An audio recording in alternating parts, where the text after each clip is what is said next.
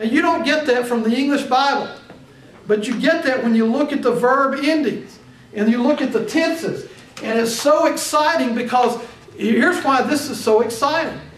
Have you ever been involved in a Bible study with somebody or talking to somebody about the Bible and you think, well, I just think that went nowhere.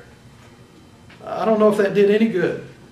And maybe there was a person that you studied the Bible with and nothing happened. I can honestly tell you there have been times that I've gotten up and preached and I thought I'd preached my heart out and nothing happened. Well, you know what might have been happening that I didn't see? God might have been giving the growth and we didn't even see it. And when you're teaching someone, God might have been giving the growth and you didn't see it. And what happens? Somebody else comes along and they may say the right thing and they may throw the water in there. And guess what? There's still not everything may be accomplished, but God could be giving the growth. And what that says to me is that I should never give up. And I should never judge what I'm doing for God based upon the current scene response.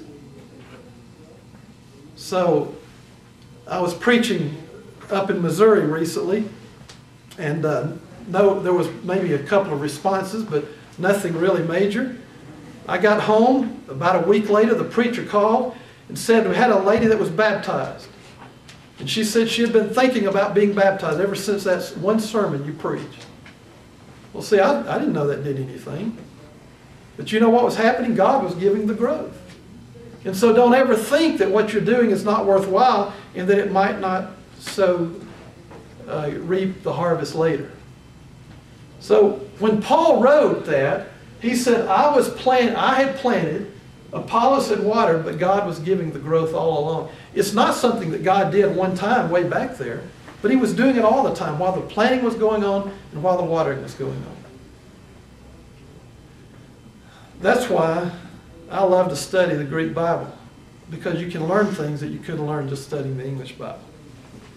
Now let me repeat again, I don't believe you've got to know the Greek language to go to heaven.